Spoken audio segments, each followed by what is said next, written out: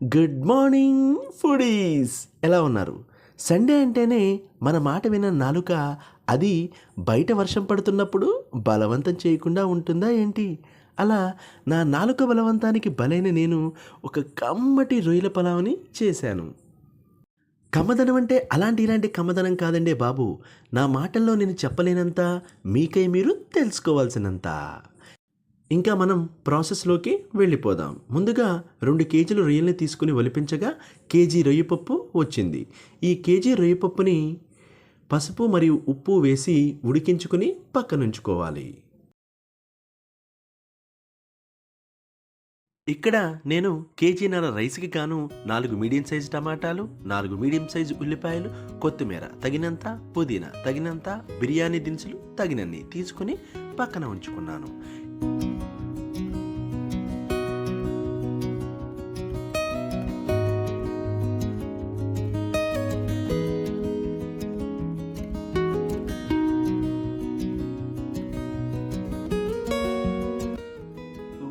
ఇప్పుడు stove on చేసి stove పైన బౌల్ ఉంచి బౌల్లో ఆయిల్ని యాడ్ చేసి ఆయిల్ వేడైన తర్వాత 2 టేబుల్ స్పూన్ల నెయ్యిని కూడా యాడ్ చేసి వేడి చేసుకోవాలి.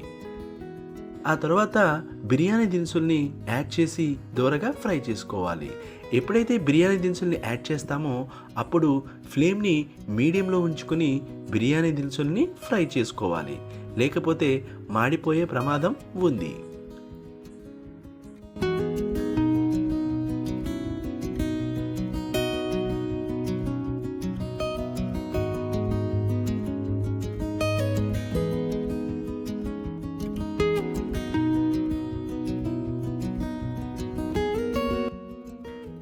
ఇప్పుడు పక్కన ఉంచుకున్న ఆనియన్స్ని యాడ్ చేసి దోరగా ఫ్రై చేసుకోవాలి.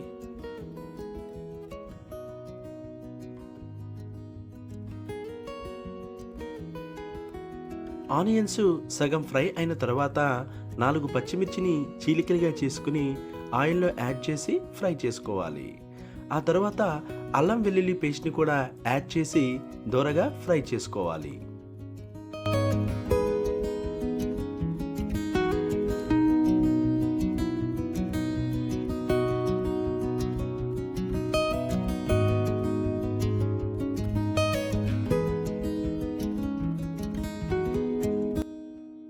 అల్లం వెల్లుల్లి పేస్టు దూరగా ఫ్రై అయిన తర్వాత టమాటాల్ని యాడ్ చేసుకుని బాగా కలుపుకోవాలి.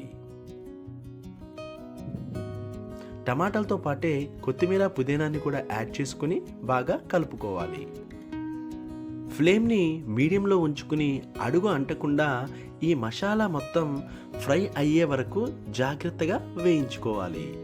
అడుగు పట్టకుండా వేయించడం అనేది చాలా ఇంపార్టెంట్.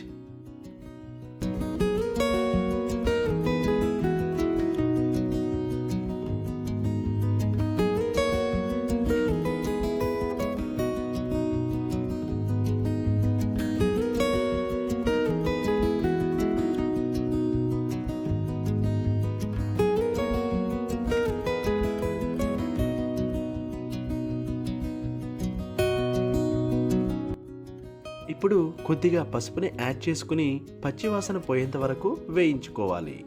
పసుపుని కొద్దిగా మాత్రమే యాడ్ చేయాలి.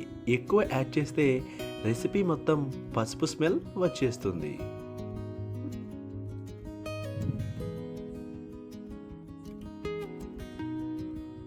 ఇప్పుడు మన రుచికి సరిపడినంత కారాన్ని యాడ్ చేసుకుని బాగా కలుపుకోవాలి.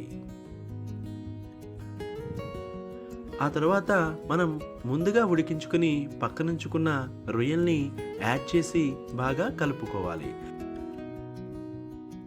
ఇవి ఆల్రెడీ ఉడికించుకున్న రొయ్యలు కాబట్టి అంతగా ఎక్కువ సమయం ఫ్రై చేసుకోవాల్సినంత అవసరం ఉండదు. కాబట్టి ఒక 3 నుంచి 4 నిమిషాల పాటు ఫ్రై చేసుకుంటే సరిపోతుంది.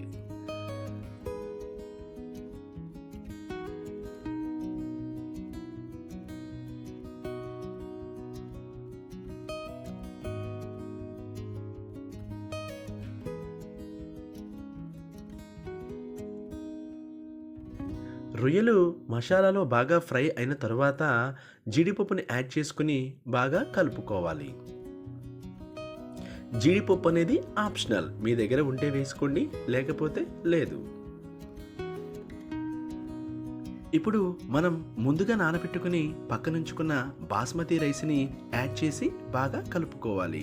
ఇక్కడ గుర్తించుకోవాల్సిన విషయం ఏమిటంటే, నేను బాస్మతి రైస్ని కడిగి మాత్రమే పక్కనుంచుకున్నాను, అంతేకాని నానబెట్టుకుని ఉంచుకోలేదు. కాబట్టి నేను గ్లాస్ రైస్కి 2 గ్లాసుల వాటర్ చొప్పున యాడ్ చేస్తూ చివరిలో 1 గ్లాస్ వాటర్ని తగ్గించి యాడ్ చేస్తాను. ఎందువలనంటే మనకి గ్రేవీ ప్లస్ నూనె కలిపి 1 గ్లాసు వాటర్ అవుతాయి కాబట్టి వాటర్ని తగ్గించి యాడ్ చేస్తాను.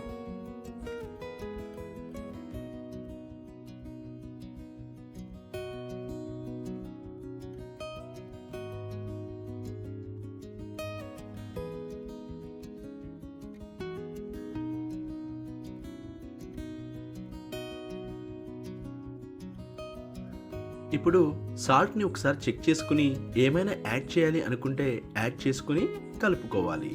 ఇక్కడ వాటర్ని టేస్ట్ చేసినప్పుడు వాటరు సముద్రపు వాటర్లా ఉంటే మనకి రుచి పర్ఫెక్ట్గా సరిపోతుంది.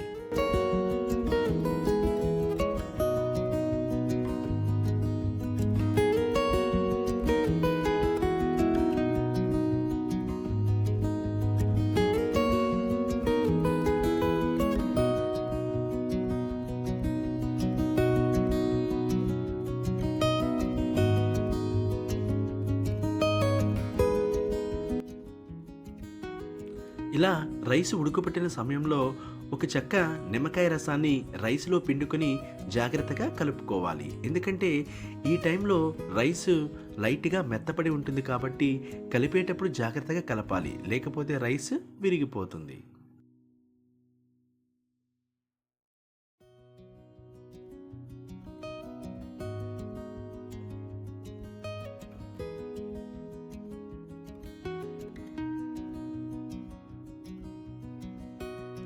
ఈ సమయంలో ఒక జాజికాయని తీసుకుని అందులో పావు వంతుని ఇలా తురుముకుని రెసిపీలో యాడ్ చేసుకోవాలి.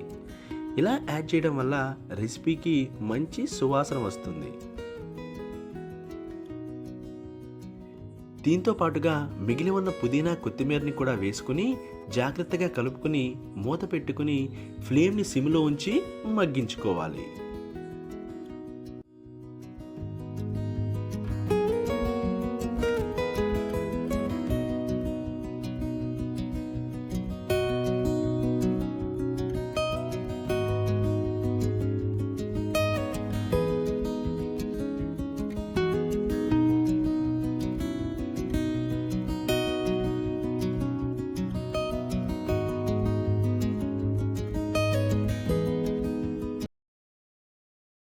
ఈ సమయంలో ముందుగా ఫ్రై చేసి మిక్సీ పట్టుకున్న యాలుక్కాయలు, చెక్క, లవంగాల పొడిని యాడ్ చేసుకోవాలి. ఈ రెసిపీకి ఈ పొడి చాలా ఇంపార్టెంట్.